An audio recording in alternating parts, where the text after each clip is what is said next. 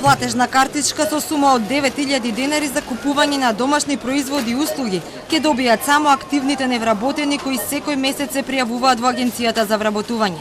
Според списокот кој го испратила Агенцијата до Генералниот секретаријат до 22 мај, има вкупно 119.000 вакви лица, додека околу 85.000 други лица кои бараат работа и се пријавуваат на 6 месеци не влегуваат во оваа листа.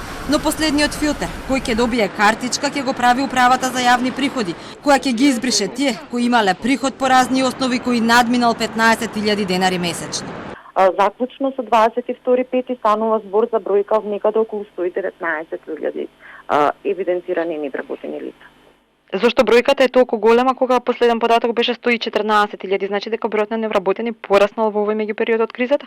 Бројот на евиденцирани невработени лица се менува секојдневно и имаат право граѓаните од пасивни да се прелеат, односно да побараат да преминат во активни баратели на работа. Влегуваат лицата на кои што им истекол оној казнен период од 1 година. Картичка со сума од 3000 денари пак ќе добијат вработените со вкупни приходи не само од плата, до максимум 15.000 денари месечно. На списокот со помош од 3000 денари ќе бидат и сите редовни средношколци и студенти од 16 до 29 години, но само од државните училишта и универзитети.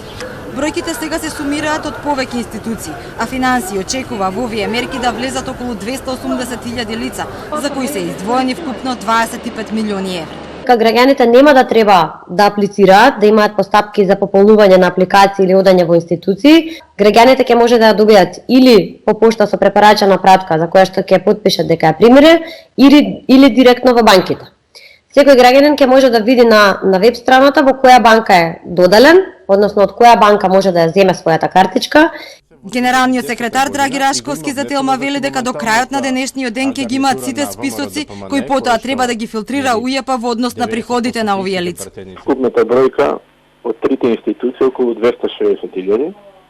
Значи МОН се некаде 65.000, АЛВРМ се некаде 120.000, МТСП околу некаде 75-80.000. Тоа што ќе се направи прочистување. Недостасува уште бројот на медицински лица вклучени во борбата со COVID-19, кои на овие платежни картички треба да добијат вкупно 40% од последната нето плата и да ги трошат за купување на домашни производи.